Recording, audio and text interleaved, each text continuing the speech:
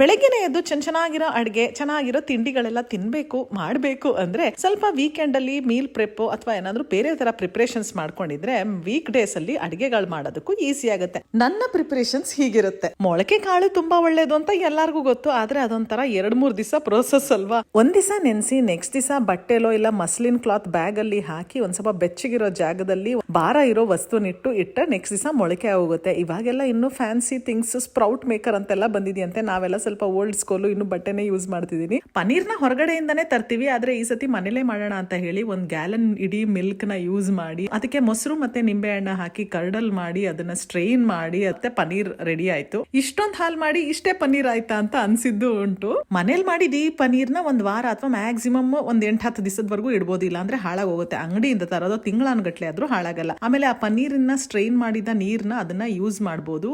ಅದು whey protein ಅಂತ ಹೇಳ್ತಾರೆ. ಅದನ್ನ ಚಪಾತಿ ಮಾಡಕೋ ಇಲ್ಲ ಕರಿಗಳಿಗೆ ಅದಕ್ಕೆಲ್ಲ ಯೂಸ್ ಮಾಡ್ಕೋಬಹುದು. ಇನ್ ಇಡ್ಲಿ ಹಿಟ್ಟು ದೋಸೆ ಹಿಟ್ಟು ಎಲ್ಲ ರೆಡಿ ಇರುತ್ತೆ. ಹಾಗೆ ಕಡ್ಲೆಕಾಯಿ ಬೀಜನೂ ಕೂಡ ಹುರಿದಿಟ್ಬಿಟ್ಟಿದೆ, ಯಾಕಂದ್ರೆ ಕಡ್ಲೆಕಾಯಿ ಚಟ್ನಿ ಜಾಸ್ತಿ ಮಾಡ್ಕೊಂತಾ ಇರ್ತೀವಿ.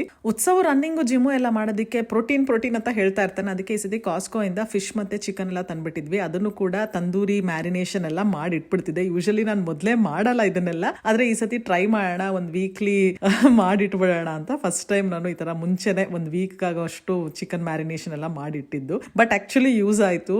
ಆ ವೀಕ್ ಅಲ್ಲಿ ಏನಾದ್ರೂ ಬರೀ ಒಂದು ಸಿಂಪಲ್ ಆಗಿ ಅನ್ನ ಸಾರು ಮಾಡ್ಕೊಂಡ್ರು ಚಿಕನ್ ಗ್ರಿಲ್ ಫಿಶ್ ಗ್ರಿಲ್ ಎಲ್ಲ ಮಾಡ್ಕೊಂಡಿದ್ರೆ ಒಂಥರ ಫುಲ್ ಮೀಲ್ ತರ ಆಗೋಗ್ತಾ ಇತ್ತು.